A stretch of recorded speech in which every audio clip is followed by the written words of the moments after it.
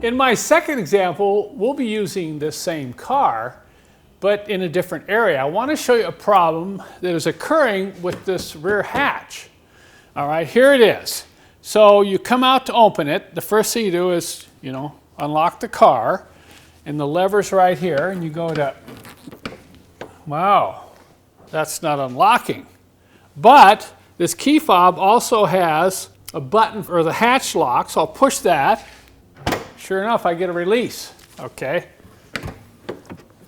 So I close it, I try to use the lever again, nothing. It feels like the lever is not even, grabbing anything. Usually on a lot of these old cars, you pull the lever and you can feel it kind of lift up on the latch, but this is just, so you might be thinking, well, what's the deal here? Is this broken?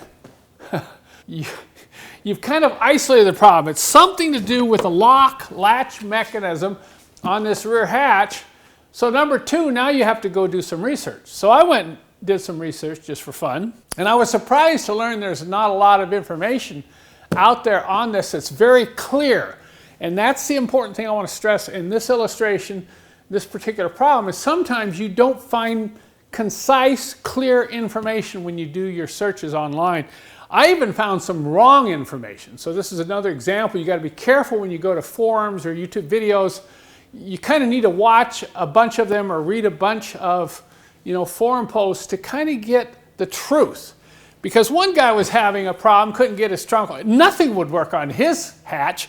He'd try the button, he'd try this, and the guy says, well, just stick your spare key in here. There's a little spare key, in most of these key fobs, and you put it down under here and you turn it and you can get your emergency release to work. The problem is the estate wagons don't have that. So this poor guy was getting all this advice and he was going nuts. He even said, I got down here with a flashlight and I'm looking up there, there's no place for any key. And the guy says, well, there's gotta be. Maybe your license plate is in the way. So I had to chuckle because I see this a lot, on these forums where people are telling people to do other things and they're like going nuts because it doesn't make sense to them. So when I say do research, do a lot of research. You may even need to find some sort of information from the factory manual if you have to.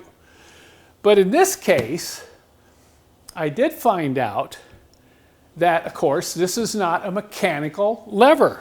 It's not. It's not connected to a rod. It doesn't go down and release the latch mechanism like you would have seen on the old Mercedes wagons.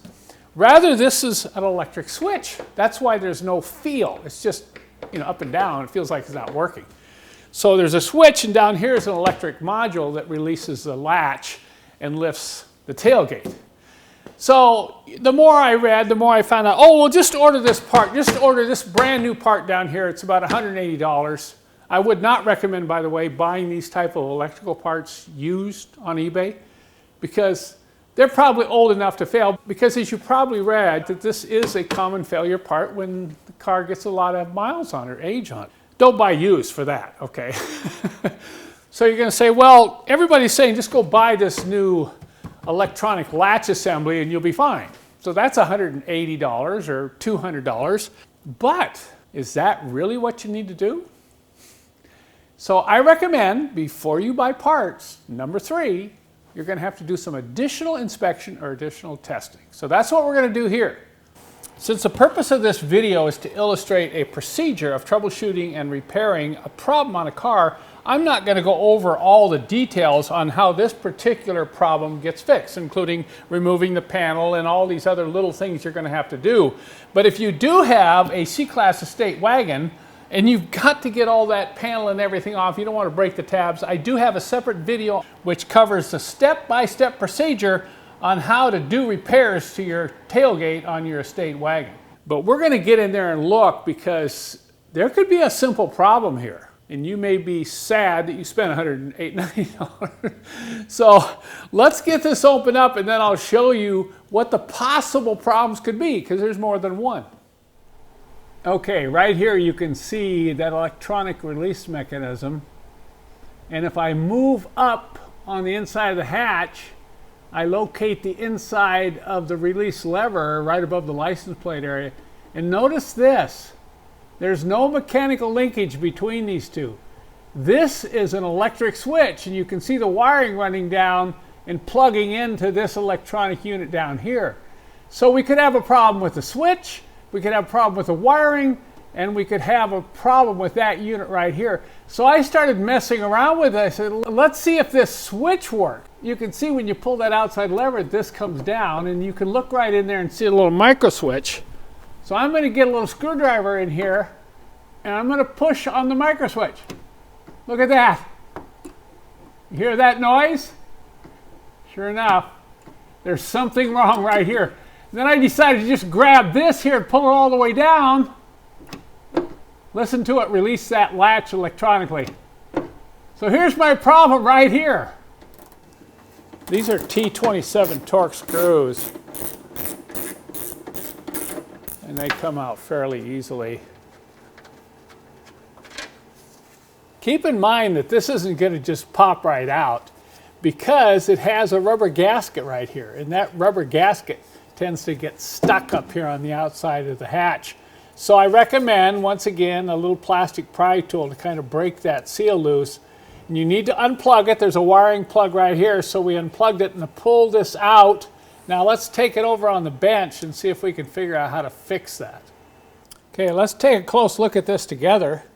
Once again, if I pull on the lever from the outside, notice that this right here is not going far enough to push in that little micro switch there. But if I do it by hand, it comes over and just makes contact. So at first I thought maybe I need to do something to this, modify it, put some more thickness on the tip there. But then I got looking around here and I'm looking at this, I'm saying, look at this. The spring clip here.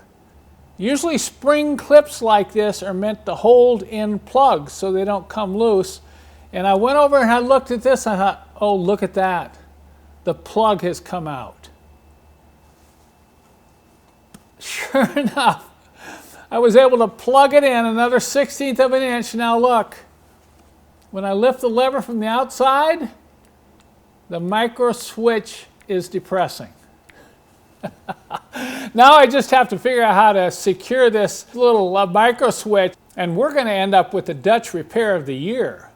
Well, I'm sure you noticed that spring clip was all messed up, appears to have been broken. Now, here's my hunch, okay? I have no proof, this is just my hunch. I think that this switch has been replaced, and some mechanic got in there, and when he removed the micro switch, he messed up this spring clip, and when he reinstalled the micro switch, did not connect it.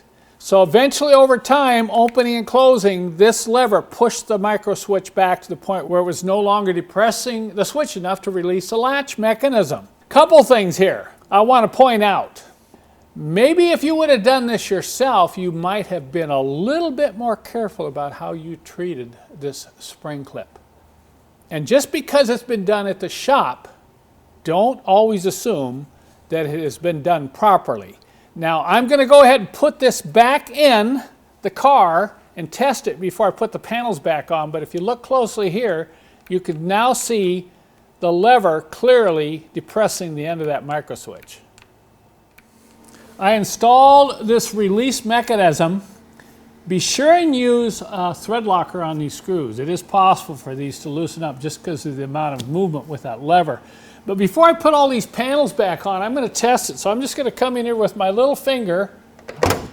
Look at that. Isn't that nice? Such a little thing can cause a lot of frustration because you always have to have the key when you go to open the hatch. And now it's just walk over here as long as the car is unlocked and just release it like that.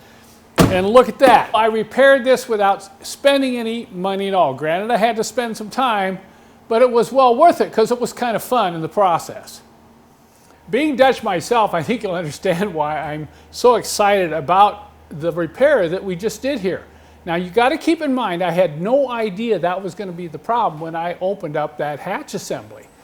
So I'm really excited. You know, think about this, okay? Just for a moment, think about this. What would this have cost if you would have taken it into a shop to have it fixed?